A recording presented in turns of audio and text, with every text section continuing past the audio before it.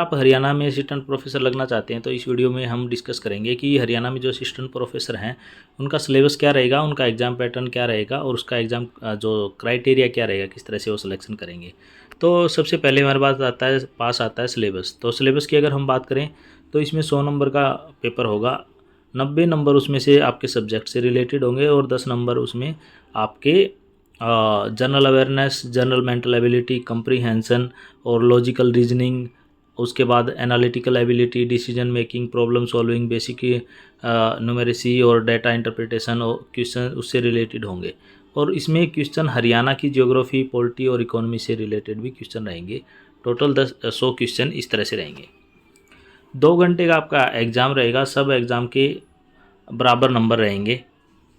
उसके बाद क्या है, जो सब क्वेश्चन बराबर के नंबर के रहेंगे, फिर ये है कि 5 ऑप्शन आएंगे। 1/4 इसमें नेगेटिव मार्किंग रहेगी।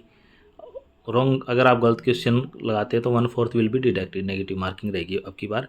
इन केस कैंडिडेट ने कुछ भी नहीं भरा तो फिर ठीक है। फिर इसके बाद ये है कि भाई पेपर बाईलैंग्वेज आएगा, हिंदी में भी आएगा और इंग्लिश में भी आएगा। जो आपके जो पेपर होगा 100 नंबर का, उसकी जो वेटेज दी जाएगी आपको 87.5 नंबर दी जाएगी। 12.5 नंबर का इसमें एंट्री होगा, ये इसमें रहेगा। इसके बाद हम बात करते हैं कि जो मिनिमम जो है 50% नंबर लेने जर्नल के लिए ज़रूरी है और 45% रिजर्व कैटेगरी के लिए लेने ज़रूरी हैं क्वालिफाई करने के लिए इंटरव्यू में। इंटरव्यू में जितने भी सब्जेक्ट की जितने भी आपके नंबर आएंगे, मान लो 100 में से कितने भी नंबर आएंगे, उसका आप 87.5% निकाल लेना, वो नंबर रहेंगे आपके। बाकी फिर 12.5 इंटरव्यू में से जितने नंबर आएंगे वो जोड़ के आपकी मेरिट लिस्ट बनेगी। अब देखो, अब ये जो हम बात कर रहे हैं ना एग्ज़ाम क्राइटेरिया की और इसकी सिलेबस की, अब इसमें बात करें सिलेबस रहेगा क्या।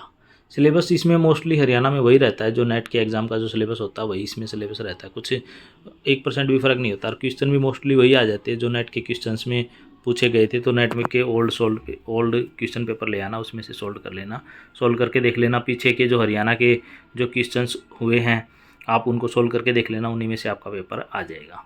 देखो, टाइम टू टाइम इस पे लगते तो रहते हैं यार, वो पता नहीं क्या ही करते हैं क्या नहीं करते हैं।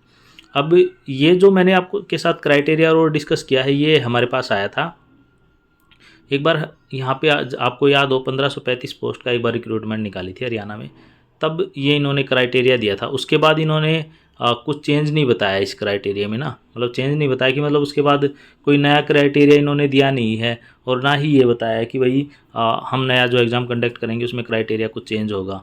तो ये मान के चलो आपका एग्ज़ाम का जो क्राइटेरिया है यही इसमें माना जाएगा, ठीक है। और अगर आपकी कोई क्वेरी है तो आप मुझे कमेंट करके पूछ लेना इस वीडियो में।